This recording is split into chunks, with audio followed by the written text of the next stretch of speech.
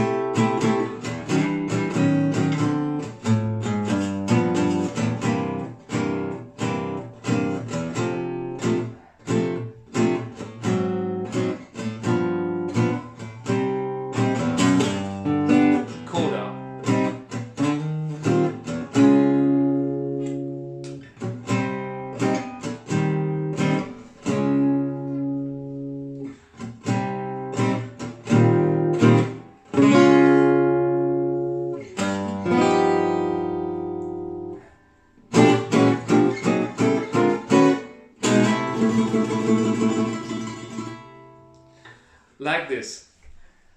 And now this tune starts with a normal bar chord, with a C minor chord, C minor, fret in the 3rd position. With C, you probably all know it, it's just like C, G, C, E flat, and G. Then I play E flat 6 chord with the root played by the pinky, 6th position. And then in the 5th fret on the D string, I play the 3rd with my middle finger, G, the 6th, C, with my 3rd finger, with my ring finger, and my index is playing the root again. Then I played D half diminished, or D minor 7 flat 5, it can also be called like this, with D, A flat, C, and F. And then I switched to G dominant 7, and I played that one like this, with my thumb up in the bass, 3rd fret, the A string is muted. Then I got F with the index, ring finger is playing natural B, 4th fret on the G string, and the 2nd finger is playing D on the B string. So this voicing has got the advantage that you have the pinky left to play a little movement with the flat 13 in the 4th fret on the B string. Or you could even use the pinky to play a flat 9. So this voicing is pretty good. And that was the first, so to say, turnaround in C. Then all this is repeated. I will now show you a different voicing. Instead of the bar chord, you can of course play C minor 6 up here, 8th fret. Then the middle finger is playing the root, the C, on the E string, 8th fret. The A string is muted. Then we got A with the index, 7th fret on the D string, and then the ring finger is playing a little bar chord covering E flat, G and C. And then instead of switching to that E flat 6, I can play E flat 6, 9 with my 2nd finger covering B flat and E flat at the same time, my 1st finger making a little bar chord here, and playing G and C at the same time at the 5th fret, D string and G string, and the ring finger is playing F and B flat at the same time. then again D minor 7 flat 5 or D half diminished. And when it's in a ballad, you can switch the bass here. I did that one time in the demonstration. From D to A flat. And then we switch to G. Now I'm playing a bar chord here. Actually, we won't play so many bar chords in gypsy jazz accompaniment, but in a ballad it's absolutely fine and it's no problem to do it anyway. You know, there are some players who do it.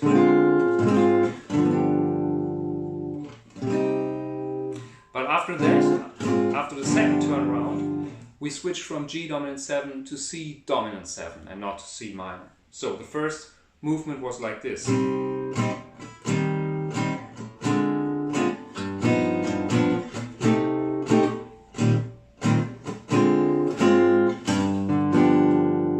What I did in the demonstration, let me add this here, was I played instead of a G dominant 7, I played a G dominant 7, but with a sus 4 that makes it a G sus 4, a G7 sus 4.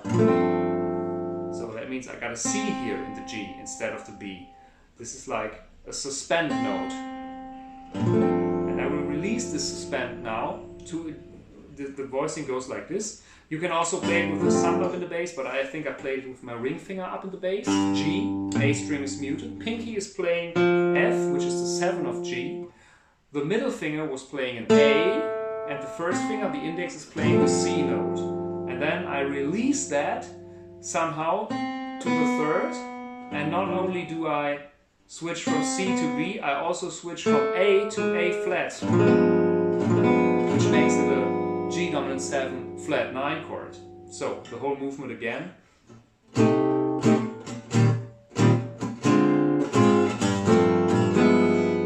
Sounds very good. Then we got C dominant 7. There's a lot of option actually to play it. It will lead to F minor. We can play the very normal C dominant 7 chord that you find in all your books. It's the first C dominant 7 you probably learn, with C, E, B flat. Pinky is playing B flat. It's the only difference compared with the quite regular triad. And then we got a C here. You can leave the E string open or not, it's up to you. You can of course play the same voicing that we had for G dominant 7, move it up to the 8th fret, it's also fine. Here you have the possibility, and that's what I did in the instruction, I split it up. I played C dominant 7 and then E full diminished, which is somehow the same. When I put a C in the bass, I get the sound of C dominant 7 flat 9. And this is a very good movement within the progression. And it goes like E, 7th fret on the A string, then the ring finger is playing B flat.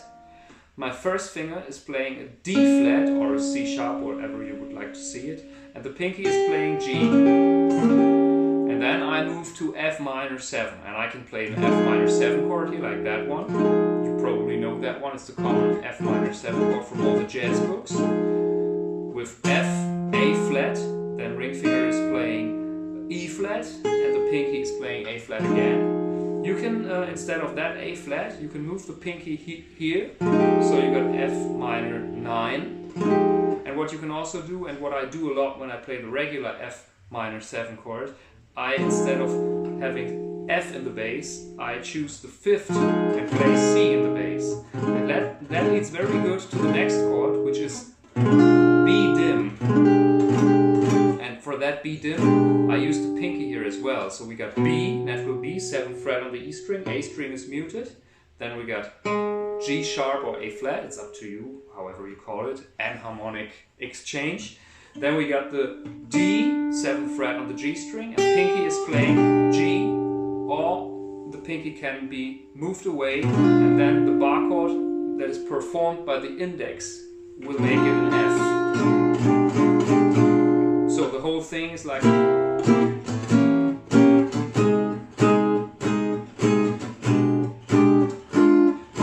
And now it leads to E flat 6-9 again, that we had just had before. If that's too hard for you, covering 2 strings with 1 finger, because it's not easy in the beginning, you can just leave that one away and only play E flat with the middle finger. And then you can also perform, of course, the upper two strings with ring finger and pinky, because there's no melodic movement here where you need the pinky. Let me say, there is in a lot of versions, and Birelli also did that, I'm not sure if it's in the original Django version as well, but there is a little movement that he plays in the chords, and it goes like this. Wait, I start on the C again. 3, 4, C, E dim.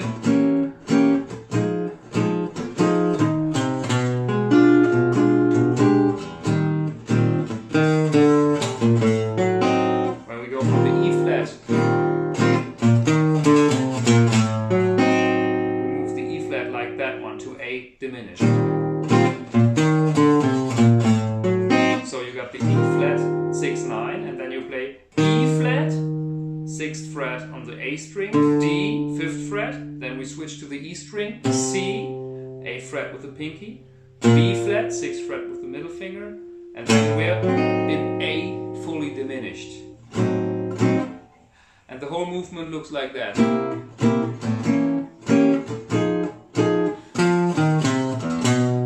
You can also move from here instead of the B dim chord. Some players play B flat dominant 7, and then you can do the same movement here. F, E flat, C, natural B. You can voice it like this, or like this. That one was new. Here I have no B string. And then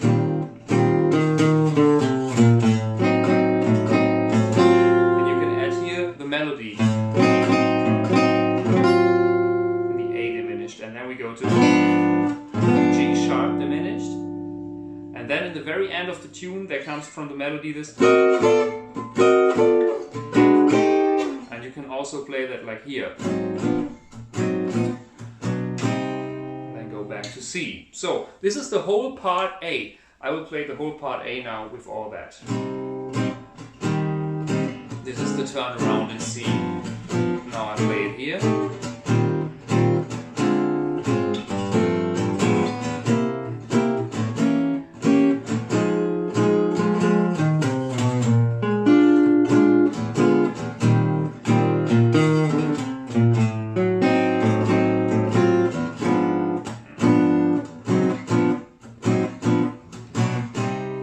And again, G dominant 7.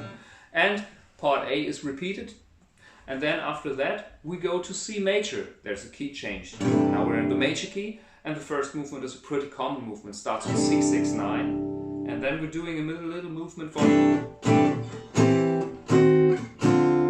and that can be seen from different harmonic views. You can play up here a C chord that looks almost the same than E minor 7, but it's not. It's like D, the D string is muted. Then we got C on the G string 5th fret, and the pinky is playing G. And then you just move the 2nd and the 4th finger 1 fret downwards to reach a D sharp dim or E flat dim, or whatever you want to call it. And then we go to D minor, and instead of G dominant 7 we play actually G sharp diminished with the pinky performing E in the 5th fret. So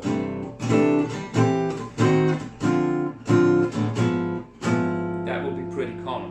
Or you can also do what's easier, because all chords are the same, then you can switch from C, 6, 9 to E minor 7 and move it chromatically to the D minor. That voicing is nice. And you can leave out the B string just using these notes. It's also cool. Then I would play very small G dominant 7 maybe with G, A flat muted, F and B. It's up to you, but I prefer that one, the first one. And now I use the little tritone substitute before I move to C. This is D flat 7, 9. So this is repeated again.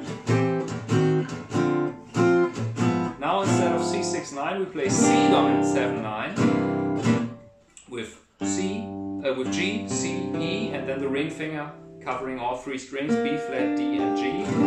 Then we go to F6-9, that would be the whole chord. My thumb is playing F in the bass, middle finger is playing C and F, 3rd fret on A and D string. The first finger is playing A and the ring finger D and G. If that's too hard for you, you can choose that chord. It's also very common, and then you can decide if you want to put the thumb in the bass or not. It actually doesn't matter. To F, then we move from F to D dominant 7-9 or D dominant 7. Same, then everything's the same than C, only like 2 frets up. And then G. Then this whole form is repeated again. D minor and G and C. C dominant 7, again F.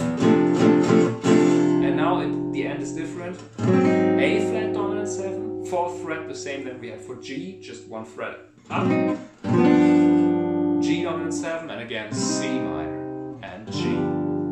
And then when the solo starts, it starts from the top, and in the end of the demonstration I played the coda, and the coda is only like C minor, E flat, 6, and then a normal D flat triad.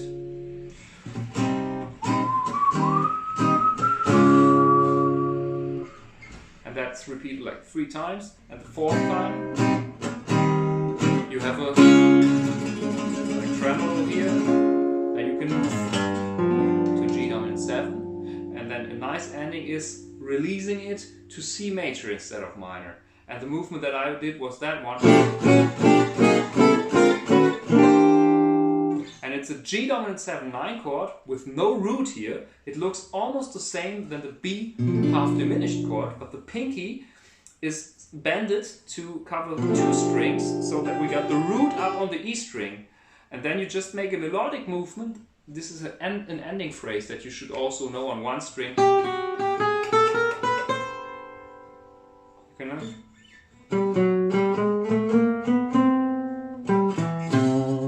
You can release that performing the triad then downstairs. It's a very common ending you should know. You start on the 5th, 1 below, chromatically to the root, to C, and then sometimes you can play the triad downwards. And what I did here is a harmonization of that movement with all the same chord, and just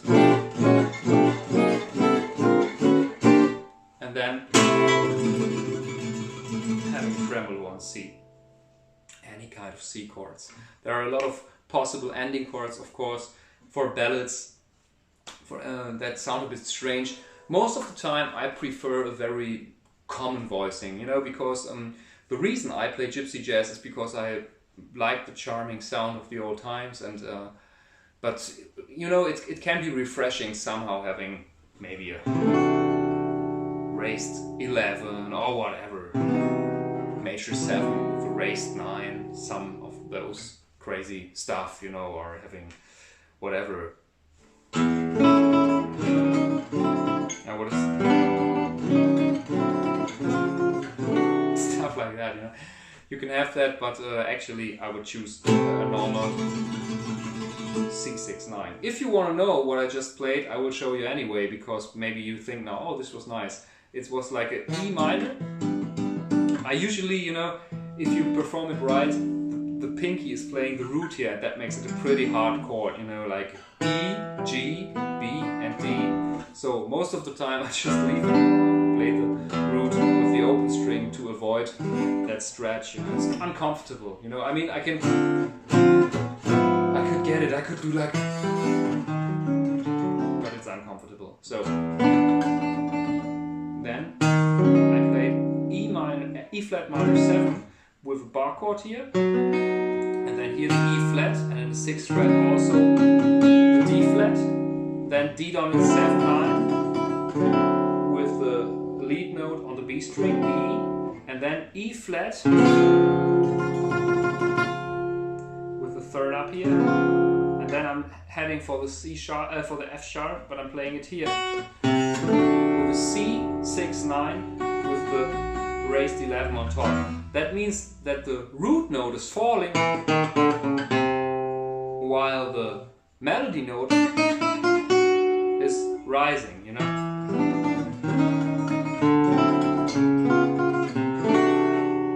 Yeah, nice if you want to do something like that, you know. And the other chord was that one, which is a C major 9 with a raised 9. So it's the minor third in there. It's a very modern sounding chord. It's nice. Or you could also play C as a root if you want to have an interesting chord in the end for a ballad, major chord, and then play the harmony triad of D major. So it's D major with C in the bass. It's the same sound than C major 9, somehow with a sharp 11 or something like that. Actually, there is no B in it. You can add the C. Nice chords for the ending. I hope you liked my little lesson. Tears is a very good ballad, and check it out. Try to play it as often as you can on sessions. I hope that helped you, and I hope that I will help you as well in the future. See you soon. This was Sven Jungbeck for you. Bye.